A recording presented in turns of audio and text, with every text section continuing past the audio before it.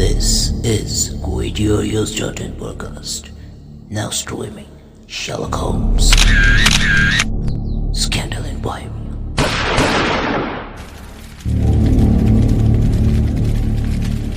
In previous episode, Sherlock Holmes, with help of Dr. Watson, planned an excellent setup and fake accidental death in front of Irene Adler's horse cart on the street to enter BRIONY Lodge.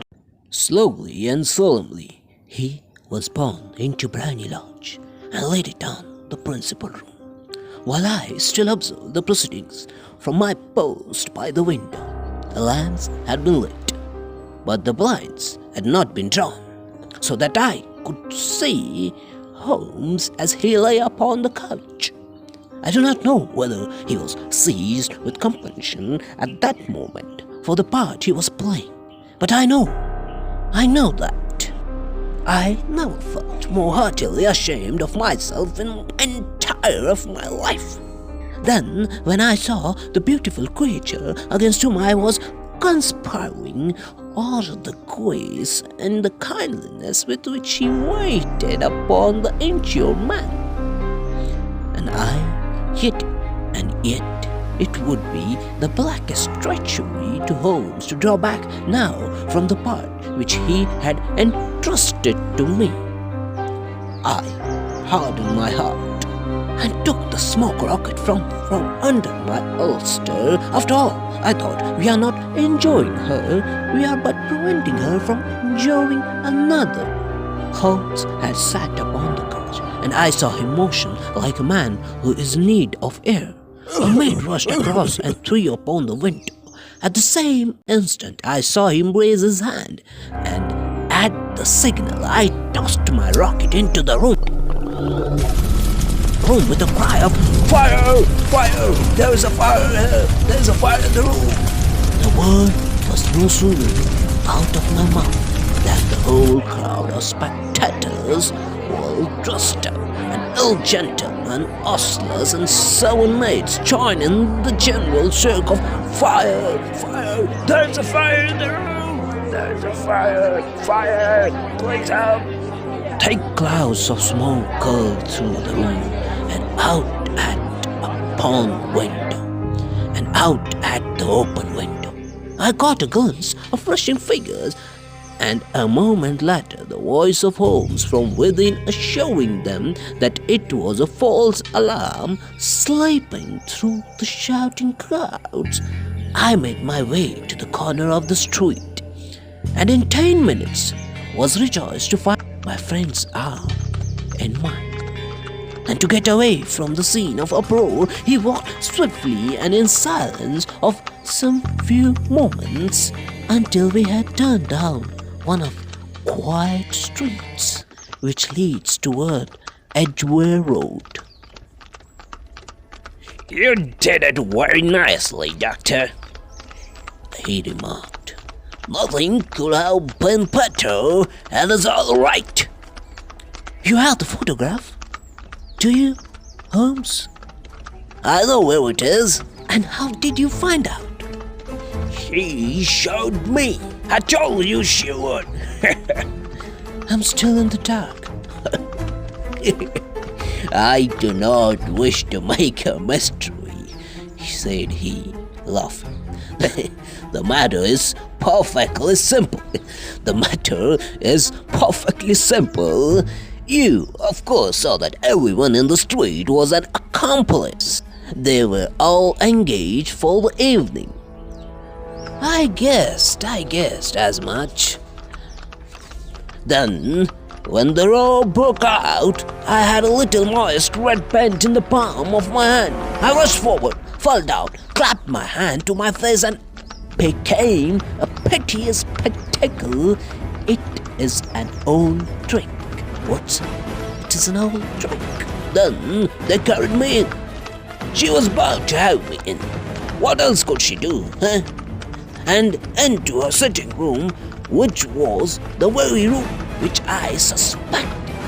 It lay between that and her bedroom, and I was determined to see which. They laid me on a couch. I motioned for air.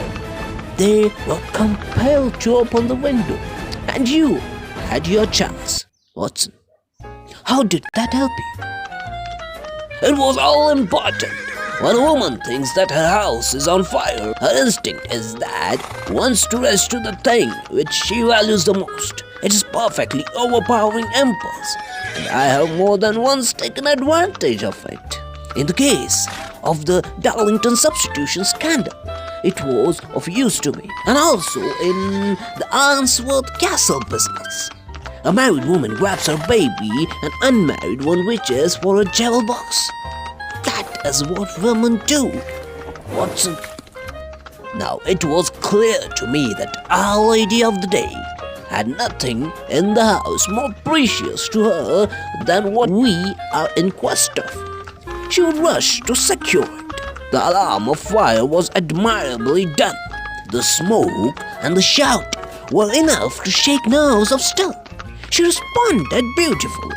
The photograph is in the recess behind a sliding panel just above the white bell pull. The photograph is in recess behind a sliding panel just above the white bell pull.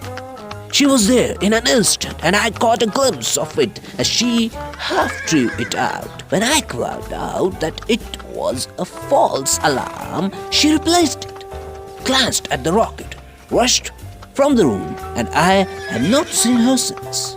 I rose and, making my excuses, escaped from the house. I hesitated whether to attempt to secure the photograph at once, but the coachman had come in, and as he was watching me narrowly, it seemed safer to wait. A little over-precipitations my one all. And now what? And now what, Holmes? I asked. Our quest is practically finished. I shall call with the king tomorrow, and with you if you care to come with us. We will be shown into the sitting room to wait for the lady, but it is probable that when she comes, she may find neither us nor the photograph. It might be a satisfaction to His Majesty to regain it with his own hands. And when will you call? Holmes, when will you call? At 8 in the morning. She will not be up, so that we shall have a clear field. Besides, we must be prompt, for this marriage may mean a complete change in her life and habits. I must write to the king without delay. We had reached Baker Street and had stopped at the door. He was searching in his pocket for the key when someone passed said, "Good night, Mr. Holmes." There were several people on the pavement at the time, but the greeting appeared to come from a slim youth in an ulster who had hurried by. "I've heard that voice before. I've heard somewhere, said Holmes, staring down the dimly lit street. Now, I wonder who deuce that could have been. Now, I wonder who the deuce that could have been. Who was that, I wonder?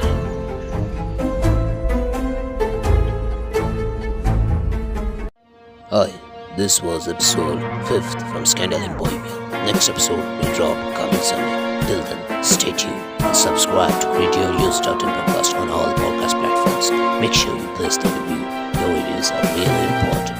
You can connect with us on social media platforms by the name @Podcast Audios. Stay tuned, stay safe.